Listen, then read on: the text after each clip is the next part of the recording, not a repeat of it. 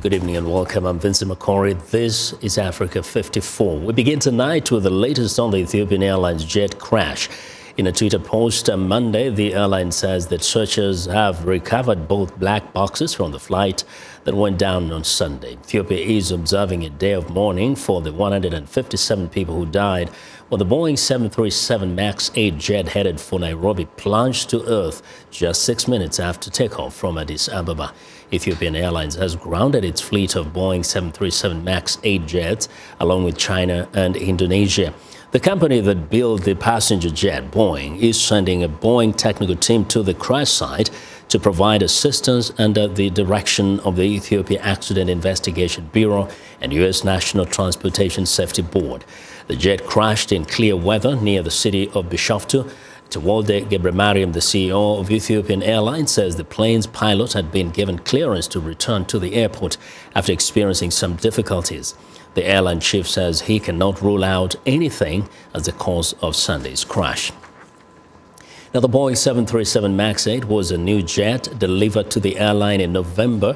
As according to plane spotters, citizens from at least 35 countries were on the plane. The same model aircraft crashed in October in Indonesia. Now, here's VOA's Laditsa Hawk with more on that tragedy. There is no evidence that the incidents in Ethiopia and Indonesia are linked. Ethiopian Airlines Flight 302 lost contact 6 minutes after taking off from Bole International Airport in the Ethiopian capital and crashed about 65 kilometers away. Airline officials say the pilot was among the company's most experienced. Pilot Mohammed Nur Mohammed is an Ethiopian Airlines staff member. He has had more than 200 flight hours. After receiving the aircraft, we did the first maintenance check on February 4, 2019. It was a new and clean aircraft. Kenya's transport minister said Sunday 149 passengers and 8 crew members were killed in the crash. We can now confirm that there were at least 35 nationalities. And I'm saying at least because as of now, 2 are unknown. So among the most affected, as you may expect, is Kenya, which had about 32 passengers on board out of the 149 passengers.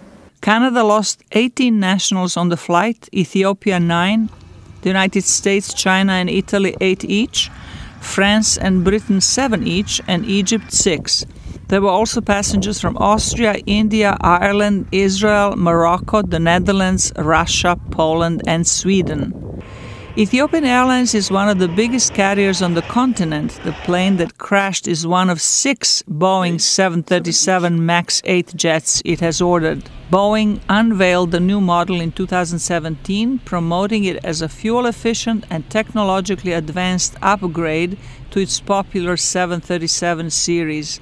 The second crash of the new model in a little more than 4 months is drawing intense scrutiny as more than 350 such aircraft are flying worldwide. Zlarica Hawk, VOA News, Washington. Well, for more insights on the Ethiopian airline crash, I'm joined by VOA Multimedia journalist Salem Solomon. Salem, now, what more can you tell us about the investigation into this crash?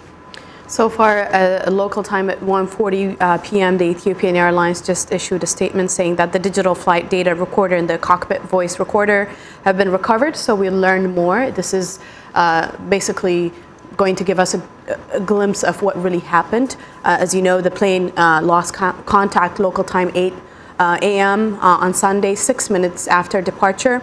And it was en route from Addis Ababa, the capital city of Ethiopia, to Nairobi, and it crashed in Bishoftu, a couple of kilometers away from the capital city. The CEO of Ethiopian Airlines, Tewolde Gebremariem, said that the pilot was reported to be that there were technical issues, so we'll learn more from from the black box that was acquired.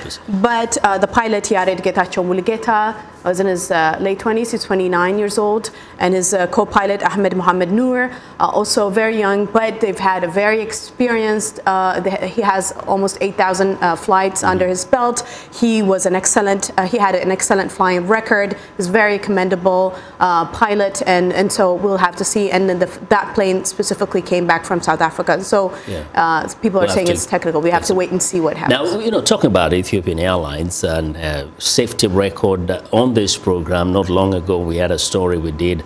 One of our colleague, Haiti Adams Fitzpatrick, did a package where we also looked at the fact that Ethiopia has a very good record. And so how is this being seen in the light of what has just happened? So Ethiopian Airlines is one of the fastest growing on the continent. It's also Africa's largest air carrier. And its safety record is overall very commendable by the aviation industry. It's really regarded highly. The last time it had an incident that was major was in 1996. It had a crash in Komoro where hijackers were trying to take it from Nairobi all the way to Australia. It didn't work out. 125 people on board were killed because of that hijacking incident. This was 20 years ago. Since then, it has a very high, well-run, safety-conscious business, and also without reputation of cutting corners. So it is really well regarded in the industry. In terms of the airline in Addis Ababa, what are they doing to help those who are bereaved right now, who are scattered in different countries? What are you hearing?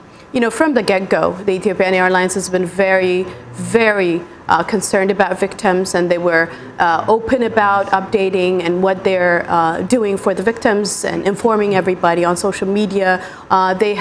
The CEO held a press conference to Gabramaram immediately for international news outlets. They're also paying, I think, some shuttle fees and things like that for victims. They've been very upfront. This is an international tragedy, basically, involving 35, according to the spokeswoman, 35 countries were involved, the highest number from Kenya, 32 victims. But there are U.S. nationals, there are Canadians, there are a lot of people from Africa, a lot of people that work at the UN as well, because there was a conference that they were planning to attend. So this is very tragic in that way that involved basically international nationalities. And we know that there has also been suspension of these flights at the moment. The use of this plane in China and Indonesia, and of course in Ethiopia.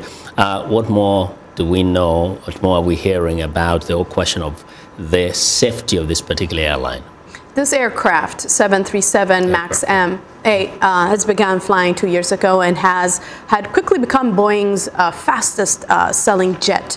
And so Boeing has taken 4,700 orders from 100 countries, customers, and aircraft. Ethiopian Airlines tragedy marks the second fatality in Indonesia as well. 4 months ago, the same instance happened 5 months ago, involving this specific type of aircraft. And so, it has been commercial use since 2017. And China and other countries have stopped using that aircraft now as they learn more about what really happened and what kind of technical glitches are, causing this So definitely they're going to compare the findings from this crash and the one that happened in Indonesia. Salem, thank you very much for joining us, and we'll probably come back to tell us some more as we get more information on this. Thanks for having me. Well, that's VOA Multimedia journalist Salem Solomon.